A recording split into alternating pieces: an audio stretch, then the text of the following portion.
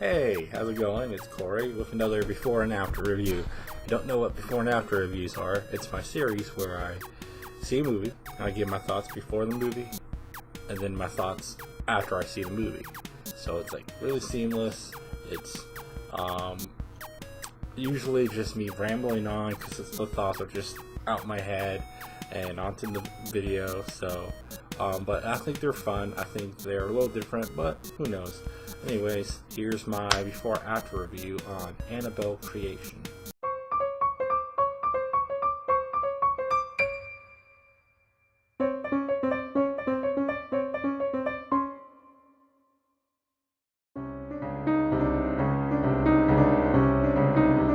So Annebelle Creation, I know that it is a prequel to Annabelle, which is a prequel to The Conjuring, and it's directed by the guy who did Lights Out, and I think his name is David Sandberg, and it's just gonna be creepy. There's dolls involved, there's lots of weird stuff. I saw a trailer and there's lots of shenanigans and creepy stuff going on in the movie. Usually with horror movies, I usually just like watch the trailers and I try to stay blind. But anyways, it looks good.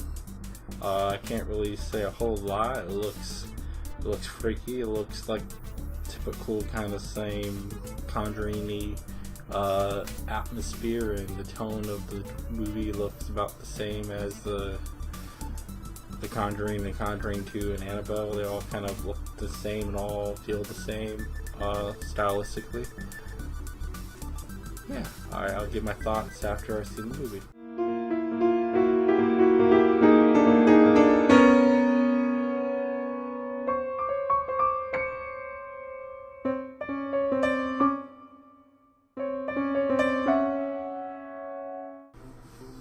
Alright, so I got home about 10 minutes ago, and these are just the thoughts I had when I was leaving the theater with my friends. Okay, so Annebelle Creation was really pretty fucking good. It's way better than the first movie. Annabelle wasn't really a well-made movie in my opinion, but Annebelle Creation is really such an improvement over the first one. The movie pretty much it starts off with a family, and they tragically it's a family is a father and daughter and a mother, and they lose their daughter, and then it cuts 2 years later where the same family opens up their house to like an orphanage with a nun and a few girls. There's like 5 or 6, and they open up their house, and then one of them is a little curious and goes into a room when she shouldn't, and just unleashes evil into the house, and lots of creepy evil stuff goes along for the rest of the movie. I enjoyed myself. It was really well made. David Sandberg, I don't know if it was his decision or not, but I'm pretty sure it was because he's the director. He does a lot of really long shots where it's just like the camera just looms and moves around rooms and just moves so much, and there's not a lot of there wasn't, quick cut in some scenes. It was just looming shots, which helped build tension in my opinion. It helped you tense up because you look and you think something's looming over there, but it's not. I thought some of the actresses were really good. I have Wikipedia up right here to help me out. Janice and Linda, Tabitha Bateman and Lulu Wilson, I think those are the 2 girls, were really good.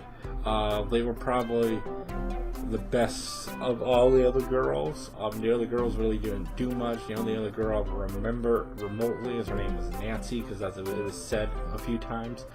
Linda and Janice were really good. They were believable. They were written like girls. They were acted like girls.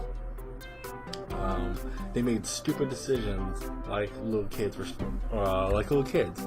They weren't like hyper intelligent or anything. They were kind of dumb. They were curious. Of course, they're gonna peek into a room they're not supposed to, or look into something they're not supposed to. They're kids. It's their curiosity. I thought that some of the scares were really good. Some were executed better than others.